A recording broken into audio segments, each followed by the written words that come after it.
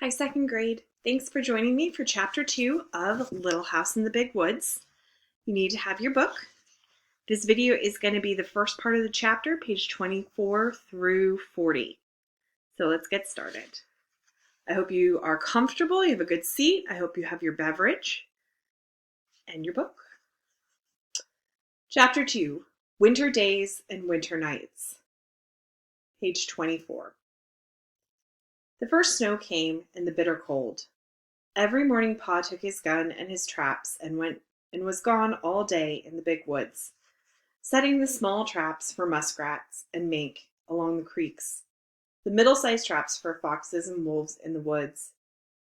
He set out the big bear traps, hoping to get a fat bear before they all went into their dens for the winter.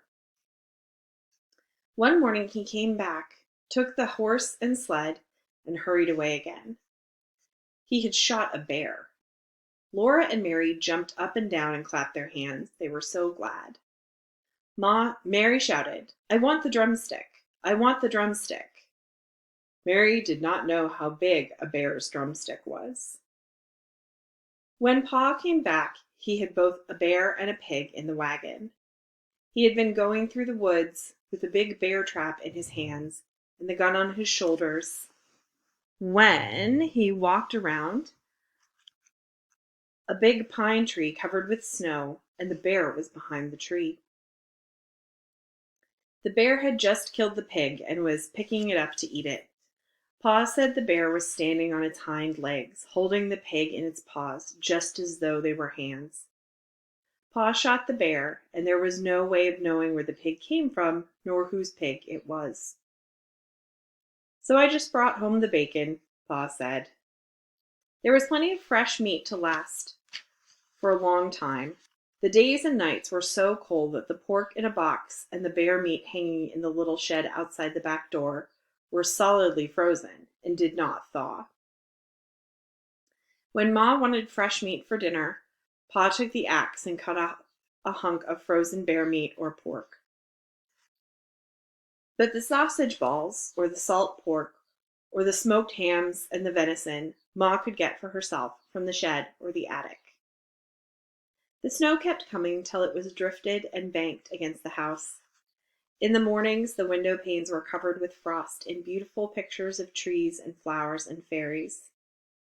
Ma said that Jack Frost came in the night and made the pictures while everyone was asleep. Laura thought that Jack Frost was a little man all snowy white, wearing a glittering white pointed cap and soft white knee boots made of deer skin.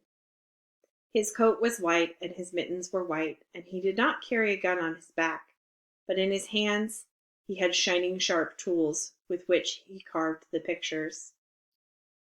Laura and Mary were allowed to take Ma's thimble and make pretty patterns of circles in the frost on the glass, but they never spoiled the pictures that Jack Frost had made in the night. When they had put their mouths close to the pane and blew their breaths on it, the white frost melted and ran in drops down the glass. Then they could see the drifts of snow outdoors and the great trees standing bare and black, making thin blue shadows on the white snow. Laura and Mary helped Ma with the work. Every morning there were dishes to wipe. Mary wiped more of them than Laura because she was bigger, but Laura always wiped carefully her own little cup and plate. By the time the dishes were all wiped and set away, the trundle bed was aired. Then, standing one on each side, Laura and Mary straightened the covers, tucked them in well at the foot and the sides, plumped up the pillows, and put them in place. Then Ma pushed the trundle bed into its place under the big bed. After this was done, Ma began the work that belonged to that day. Each day had its own proper work. Ma used to say, "Wash on Monday, iron on Tuesday, mend on Wednesday, churn on Thursday, clean on Friday, bake on Saturday, rest on Sunday." Laura liked the churning and the baking days best of all the week.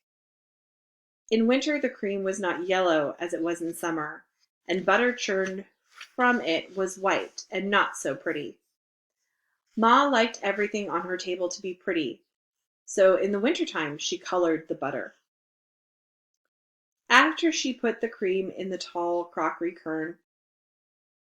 churn, and set it near the stove to warm, she washed and scraped a long orange-colored carrot. Then she grated it on the bottom of the old leaky tin pan that Pa had punched full of nail holes for her. Ma rubbed the carrot across the roughness until she had rubbed it all through the holes, and then she lifted up the pan. And when she lifted up the pan, there was a soft, juicy mound of grated carrot. She put this in a little pan of milk on the stove, and when the milk was hot, she poured the milk and carrot into a cloth bag. Then she squeezed the bright yellow milk into the churn, where it colored all the cream. Now the butter would be yellow. Laura and Mary were allowed to eat the carrot after the milk had been squeezed out. Mary thought she ought to have the larger share because she was older, and Laura said she should have it because she was littler. But Ma said they must divide it evenly. It was very good. When the cream was ready, Ma scalded the long-handled churn dash, put it in the churn, and dropped the wooden churn cover over it. The churn cover had a little round hole in the middle, and Ma moved the dash up and down through the hole. She churned for a long time. Mary could sometimes churn while Ma rested, but the dash was too heavy for Laura. At first the splashes of cream showed thick and smooth around the little hole. After a long time they began to look grainy. Then Ma churned more slowly, and on the dash there began to appear tiny grains of yellow butter. When Ma took off the churn cover, there was butter in a golden lump, drowning in the buttermilk. Then Ma took out the lump with a wooden paddle into a wooden bowl, and she washed it many times in cold water, turning it over and over and working it with the paddle until the water ran clear. After that she salted it. Now came the best part of the churning. Ma molded the butter. On the loose bottom of the wooden butter mold was carved the picture of a strawberry with 2 strawberry leaves. With the paddle, Ma packed butter tightly into the mold until it was full. Then she turned it upside down over a plate and pushed on the handle of the loose bottom. The little firm pat of golden butter came out, with the strawberry and its leaves molded on the top. Laura and Mary watched, breathless, one on each side of Ma, while the golden little butter pats, each with its strawberry on the top, dropped onto the plate as Ma put all the butter through the mold. Then Ma gave them each a drink of good, fresh buttermilk. On Saturdays, when Ma made the bread, they each had a little piece of dough to make into a little loaf. They might have a bit of cookie dough, too, to make little cookies, and once Laura even made a pie in her patty pan. After the day's work was done, Ma sometimes cut paper dolls for them. She cut the dolls out of stiff white paper and drew the faces with a pencil. Then from bits of colored paper she cut dresses and hats, ribbons and laces, so that Laura and Mary could dress their dolls beautifully. But the best time of all was at night, when Pa came home. He would come in from his tramping through the snowy woods with tiny icicles hanging on the ends of his mustache. He would hang his gun on the wall over the door, throw off his fur cap and coat and mittens, and call, "Where's my little half-pint of sweet cider half drunk up?" That was Laura, because she was so small. Laura and Mary would run to climb on his knees and sit there while he warmed himself by the fire.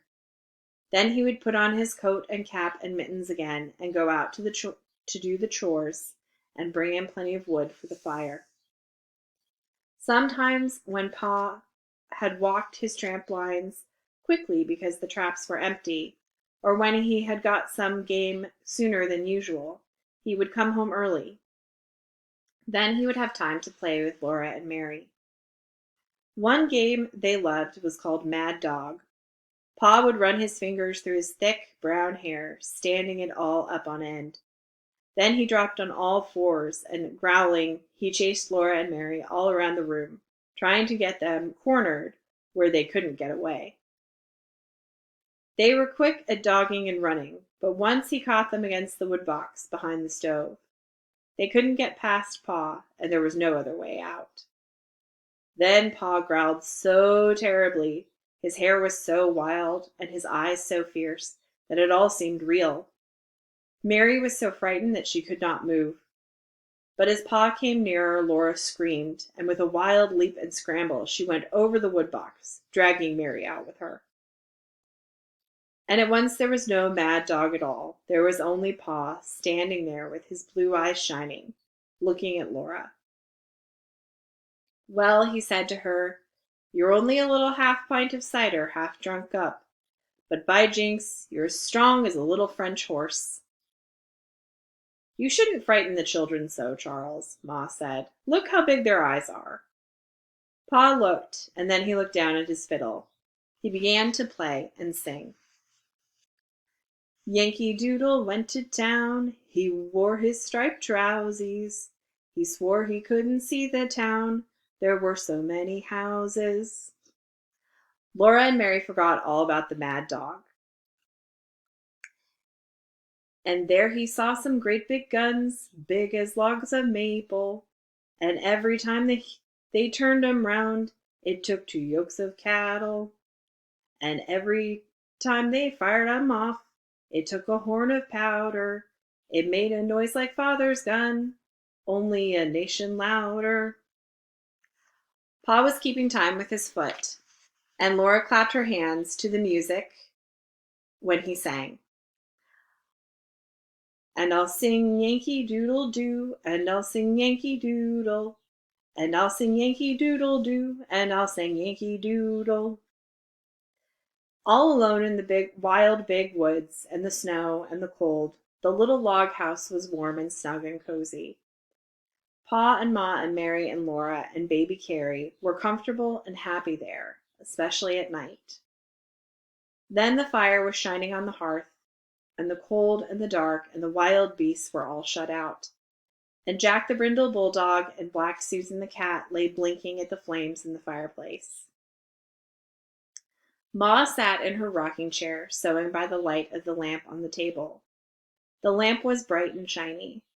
There was salt in the bottom of its glass bowl with the kerosene to keep the kerosene from exploding, and there were bits of red flannel among the salt to make it pretty. It was pretty. Laura loved to look at the lamp, with its glass chimney so clean and sparkling, its yellow flame burning so steadily, and its bowl of clear kerosene colored red by the bits of flannel. She loved to look at the fire in the fireplace, flickering and changing all the time, burning yellow and red and sometimes green above the logs, and hovering blue over the golden and ruby coals. And then Pa told stories. When Laura and Mary begged him for a story, he would take them on his knees and tickle their faces with his long whiskers until they laughed aloud. His eyes were blue and merry. One night Pa looked at Black Susan, stretching herself before the fire and running her claws out and in, as he said, "Do you know that a panther is a cat, a great big wild cat?" "No," said Laura. "Well, it is," said Pa. "Just imagine Black Susan bigger than Jack and fiercer than Jack when he growls. Then she would be just like a panther." He settled Laura and Mary more comfortably on his knees, and he said, "I'll tell you about Grandpa and the panther." "Your grandpa?" Laura asked. "No, Laura, your grandpa, my father." "Oh," Laura said, and she wriggled closer against Pa's arm. She knew her grandpa. He lived far away in the big woods, in a big log house. Pa began.